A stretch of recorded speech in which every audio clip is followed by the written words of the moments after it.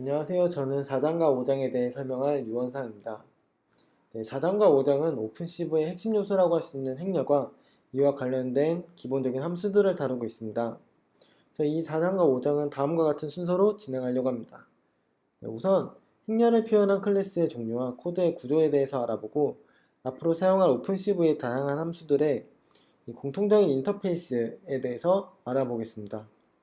그리고 다음 영상에서는 5장에서 언급하는 행렬의 기본적인 함수들이 모두 선형대수학에 기초하고 있기 때문에 이를 이해하기 위해 선형대수학에 대해서만 설명하려고 합니다. 그리고 마지막으로 5장의 함수들 중 중요도가 높다고 생각하는 부분에 대해서 저희가 이론적인 부분을 배웠기 때문에 그에 맞춰 간접적으로 구현해보고 오픈CV의 함수를 직접 호출해서 결과가 같은지 확인해보고 비교하는 식으로 진행하겠습니다. 네, 우선 저희가 행렬을 다룰 건데요. 이제 행렬의 정의는 수학에서는 이렇게 표현하고 있습니다. 행렬은 수나 기호, 그리고 수식 등을 사각 형태의 배열로 표현한 것. 네, 보통은 고등학교 교육과정에서 2차원의 행렬을 많이 보셨겠지만 행렬은 2차원뿐 아니라 3차원 또는 그 이상의 고차원적인 것도 포함이 됩니다. 이 행렬을 가지고 할 건데 행렬로 표현 가능한 것들이 굉장히 많습니다. 저희가 일상생활에서도 많이 사용하고 있는 이미지, 사진이나 이미지라고 볼 수 있는데 저희가 컴퓨터에서 이미지를 키면 이 이미지에는 이 해상도라고 해서 세로 픽셀 몇 개, 가로 픽셀 몇 개 이렇게 범위가 지정되어 있습니다. 그리고 각 픽셀마다 나타내는 화소라고 하죠. 화소의 값이 각각 들어있고 컴퓨터에서는 그것을 읽어가지고 이 행렬 형태로 보여주는 것이죠. 그래서 이 이미지는 화소들이 원소인 사각 형태의 배열이라고 볼 수 있습니다. 그리고 실제로도 영상 처리에서 영상이라고는 하지만 영상은 사실 사진들의 연속적인 집합, 이미지의 연속적인 집합이기 때문에 근본적으로 저희가 다루고 있는 것은 이미지이고 행렬이다라고 볼 수 있습니다. 이 행렬이 매우 중요한데요. 이 행렬이 왜 중요하냐면 선형대수학을 이제 다음 그 영상에서 설명할 때 언급하겠지만 여러 선형적인 형태의 식을 표현하는데 매우 유용하게 사용할 수 있습니다. 그래서 그런 것을 연구한 분야가 이제 선형대수학인 것이고 영상 처리에서는 선형대수학을 빼놓고 이야기할 수 없을 정도로 수많은 대부분의 알고리즘이 선형대수 이론에 기반하여 만들어졌다고 볼 수 있습니다. 그런데 이 행렬은 컴퓨터 과학 측면에서 보면 어떻게 보면 제한된 환경에서 이렇게 동작하게끔 만들어내는 게 저희가 프로그래밍이라고 볼 수 있겠죠. 그런데 행렬의 경우는 요소의 수가 많기 때문에 메모리를 많이 차지할 수 있습니다. 예를 들어서 저희가 요즘에 나오는 FHD의 경우는 1920 곱하기 1080 이렇게 나오는데 이 개수만 당장 봐도 화소의 개수가 굉장히 많다는 것을 저희가 직관적으로 느낄 수 있습니다. 그래서 자칫 잘못하면 이 큰 메모리의 행렬을 주기적으로 복사해서 이제 컴퓨터 환경에서 제한하는 메모리 크기 그리고 운영체제에서 제한하는 메모리 크기를 초과하게 됨으로써 이제 오류가 날 수 있는 것이죠. 그래서 이를 예방하고 좀 쉽게 접근하여 안전하게 사용할 수 있도록 설계하는 것이 중요하다고 볼 수 있습니다. 그럼 이제 행렬을 한번 분류를 해보면 저희가 앞에서 요구사항이 이런 요소의 수가 많아서 메모리를 많이 차지한다는 게 저희가 요구사항이죠.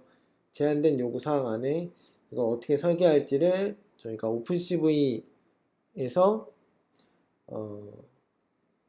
이제 그걸 인식을 하고 다양한 구현체를 제공하고 있습니다.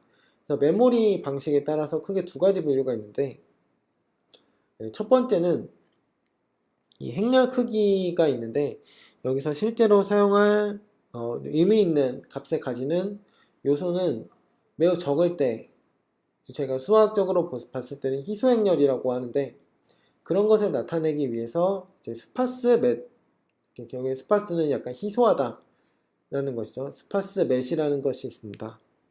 이 스파스 맷은 실제로 저장을 필요로 하는 일부 요소에 대해서만 저장을 하고, 실제 이게 스파스 매트릭스가 희소행렬이 아닐 때 어느 위치에 있어야 되는지를 함께 저장함으로써 메모리를 굉장히 효율적으로 사용하고, 연산 시에도 그 필요한 부분에 대해서만 연산을 할 수 있도록 매우 이렇게 잘 지원하고 있습니다.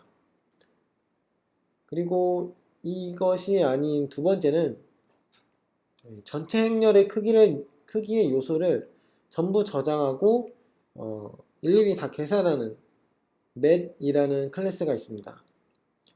이는 모든 요소를 저장하기 때문에 저희가 처음에 걱정하는 그런 모든 메모리를 다 저장하기 때문에 첫 번째보다는 메모리를 많이 소요한다고 볼 수 있습니다.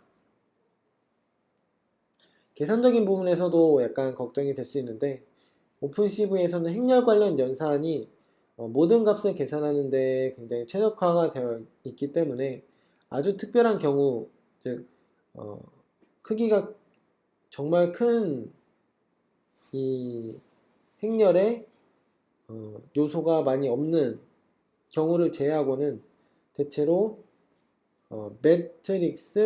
맷이라는 클래스를 사용하는 것이 일반적이라고 볼 수 있습니다. 네, 이 두 행렬 클래스는 모두 다양한 형태의 타입과 이 사이즈를 받을 수 있도록 되어 있습니다. 네, 컴파일을 하고 이게 프로그램이 돌아가는 도중에도 하나의 화소를 1바이트, 즉 그레이스케일로 표현하는 사진을 읽어서 저장을 한 다음에 그 다음 줄에서 RGB 알파를 하나의 화소로 하는 어떤 사진의 이미지, 이 전과 사이즈도 다른 그런 이미지를 읽어서 같은 변수에 담을 수 있다는 것입니다. 그래서 매우 유연하고, 이 타입을 알 수 있다면 이 타입에 대해서도 제한을 할 수 있도록 또 설계가 되어 있습니다. 그리고 추가적으로 정적인 크기의 행렬을 표현하는 데 유용한 맷X라는 클래스도 있습니다. 컴파일 시에 타입과 사이즈를 모두 알 수 있으면 사이즈가 고정적이기 때문에 메모리를 좀 더 효율적으로 확보할 수 있고, 관련 연산의 일부를 결정적으로 만들 수 있기 때문에 대체로 성능이 약간 좋다고 볼 수 있습니다.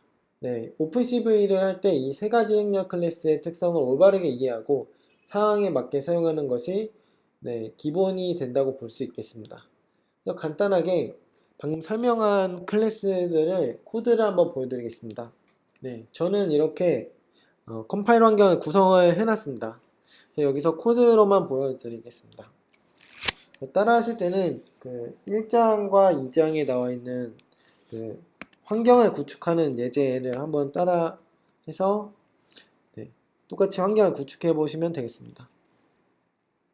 일단 처음에는 저희가 스파스 맷이라고 하는 이 부분을 보면 멀티 디멘전 스파스 뉴메리컬 어레이 라고 되어 있습니다. 결국에는 고차원의 희소행렬을 표현한 거라고 볼 수 있겠죠. 그리고 위에 거는 타입을 알 수 있다면 타입을 템플릿 파라미터로 지정해서 타입을 고정시킬 수도 있습니다. 그리고 맷을 한번 보면 맷 언더바의 경우는 마찬가지로 타입을 알고 있을 때 타입을 고정시킬 때 사용하면 되고요. 이 아래에 있는 맷은 타입까지 동적으로 바꿀 수 있습니다. 그리고 첫 번째에 있는 맷X라는 클래스는 이 설명을 보시면 아시겠지만 타입과 사이즈를 컴파일 타임에 알 수 있는 이 작은 크기의 매트릭스를 위해서 만든 템플릿 클래스다 라고 설명을 하고 있습니다. 그래서 타입과 이 사이즈를 이 템플릿 파라미터에 넣어주면 되겠습니다. 네, 이렇게 하고 이제 그 행렬의 약간 아까 그 메모리의 문제점을 좀 더 해소하기 위해서, 물론 잘 사용하면 문제 없이 사용할 수 있는데 대체로 실수할 수 있는 부분이기 때문에 이 부분은 복사 생성을 하거나 아니면 할당 연산을 할 때 보통은 메모리의 복사가 일어납니다. 그런데 메모리 복사를 하지 않고 참조를 기본 연산으로 해서 이제 실수의 여지를 많이 줄였다고 볼 수 있겠습니다. 그리고 이렇게 기본 동작이 참조이기 때문에 복사를 위한 함수가 따로 정의되어 있습니다.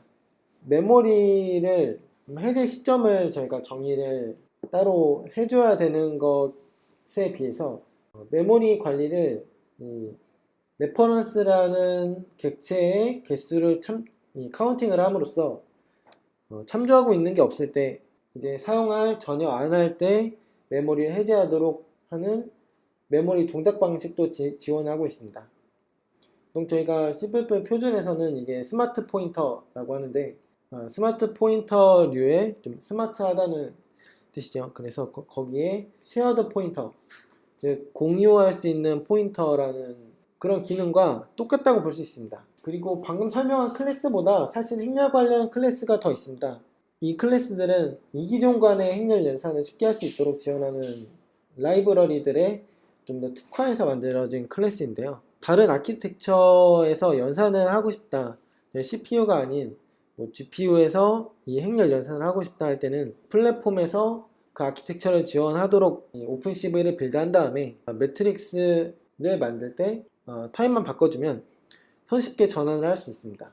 자, 이 여러 가지의 행렬이 있는데 저희가 오픈CV를 사용하게 되면 하나의 함수에 이런 다양한 타입들에 대해서 모두 구현을 해줘야 된다고 생각할 수 있는데 오픈CV에서는 이를 공통적으로 묶어줄 수 있는 약간 추상적인 클래스를 만들어 놓았습니다. 그것이 input array 그리고 output array, input array of array 이런 식으로 입력의 목적인 약간 추상적인 array나 array of array, 그리고 아웃풋이 목적인 array나 array of array 이런 식으로 정의를 하고 있습니다. 그래서 이 input array가 어떻게 동작하는지 한번 보기 위해서 제가 정의로 한번 들어가 보겠습니다. input array 이렇게 치시고 X코드의 경우는 타입 위에 커서를 올린 다음에 커맨드 컨트롤 J를 누르시거나 아니면 우클릭을 하셔서 마우스 우클릭을 하셔서 점프 투 데피니션 이렇게 누르시면 정의로 갈 수 있습니다. 네, 여기는 이 겉으로 드러나는 부분과 속에 실제 구현된 타입이 다르기 때문에 이 부분으로 또 들어가 보겠습니다.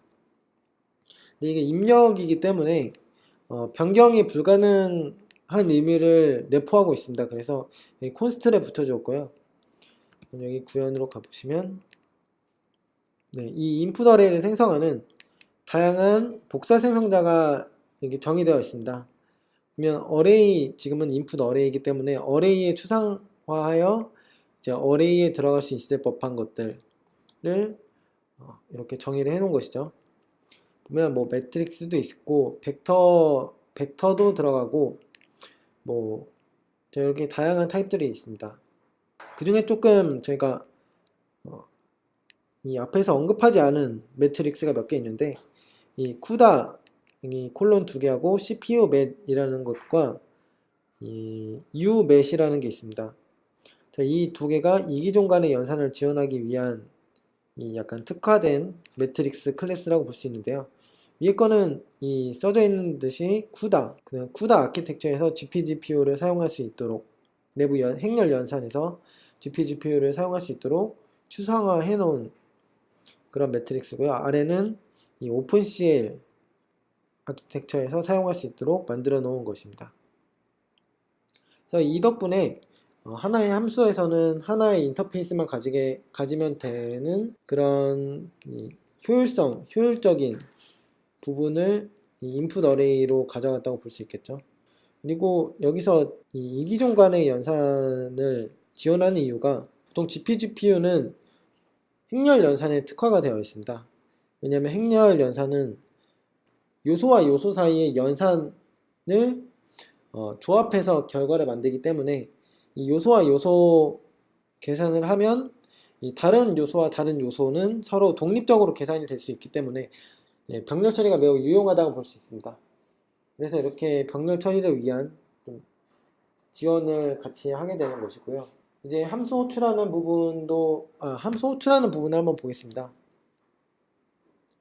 보면 제가 input array를 봤는데 이 가우시안 블러라는 블러 함수고요. 여기서 하는 동작에 대해서는 따로 설명을 안 드리고 인터페이스만 보겠습니다. 이 형태만 볼 텐데요. 대체로 똑같습니다. 첫 번째 매개 변수에는 input에 대한 그런 어레이나 어레이 오브 어레이를 받고요. 두 번째는 이 결과, 그 가우시안 블러를 했을 때 소스에 대해서 가우시안 블러를 한 결과가 이 두 번째 요소에 들어가게 됩니다. 그리고 이 나머지 매개 변수들은 이 연산에서 조정될 수 있을 만한 것들, 여기서 k 사이즈의 경우도 이 가우시안 블러의 특성을 이해하면 어느 부분을 조정할 수 있겠다 하는 부분이 대체로 매개 변수로 들어가 있습니다. 매스이라는 것을 두 개를 만들고 이 A에 이 데이터가 들어있다 가정을 하고 A, B 이렇게 쓰시면 이 연산이 끝난 후에 이 B 매트릭스를 보시면 결과를 확인할 수 있다는 것이죠. 이제 남은 것은 이 함수가 하는 기능을 논리적으로 이해하는 것과 그리고 이 매개 변수를 적당히 조정해 가지고 원하는 결과를 만들어내는 것, 이 두 가지 작업이 남은 대표적인 작업이라고 볼 수 있습니다. 저희가 중요한 거는 원리를 이해하는 것입니다. 이게 원리를 이해를 하고 똑바로 사용하는 것이 원하는 결과를 얻는 지름길이기 때문에 다음 장에서는 이 원리 앞에서 선형대수학이라고 한번 언급을 했었는데 선형대수학에 대해서 말씀을 드리고 만약에 선형대수학을 이미 아신다고 하면 다음 영상은 스킵을 하고 넘어가셔도 괜찮을 것 같습니다. 네, 영상은 여기까지 해서 마치겠습니다. 네, 들어주셔서 감사합니다.